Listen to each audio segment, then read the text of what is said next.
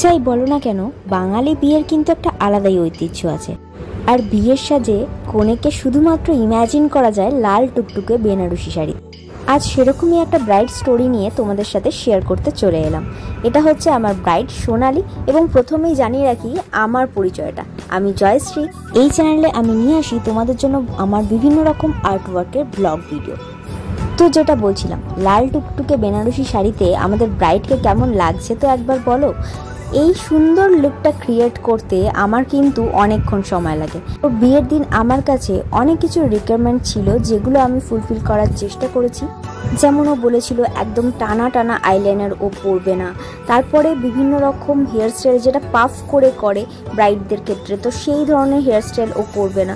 এরকম বিভিন্ন রকম ক্রাইটেরিয়া ও আমাকে বলে দিয়েছিল, যেগুলো আমি অক্ষরে অক্ষরে পালন করেছি। আর দেখো, ও কিন্তু গালে কলকা করবে নাই বলেছিল, কিন্তু আমি ওকে ইনফ্লুয়েন্স করি যে গালে কলকা করলে তোকে খুব সুন্দর লাগবে। তো দেখো, এখানে কলকাটা আমি করেছি, ওর গালে কিন্তু খুব ভালো মানিয়েছে, এবং ওকে যেই দেখেছে না কেন সবাই বলেছে খুব সুন্দর লাগছে।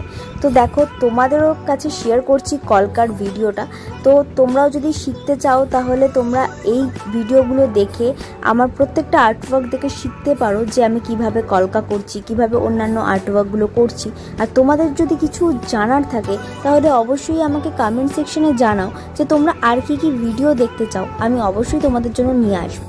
আর যারা আমার কাছে সুন্দর করে এইভাবে সাজতে চাইছো, বিয়ের জন্য বুকিং করতে চাইছো, তারাও কিন্তু স্ক্রিনে দেওয়া নাম্বারটা থেকে আমাকে কল করে নিতেই পারো, এবং হোয়াটসঅ্যাপে তোমাদের ডিটেলসটা পাঠিয়ে দিতে পারো। তো আশা করি তোমাদের এই ভিডিওটা ভালো লাগলো, এবং ব্রাইডকে কেমন লাগলো অবশ্যই কমেন্ট করে আমাকে জানাবে। আর ভিডিওটা ভালো লাগলে একটা লাইক আর সাবস্ক্রাইবটা অবশ্যই করে দিও। আজকের মতো এখানে দেখা হচ্ছে তোমাদের সাথে অনেক ইন্টারেস্টিং ভিডিও নিয়ে।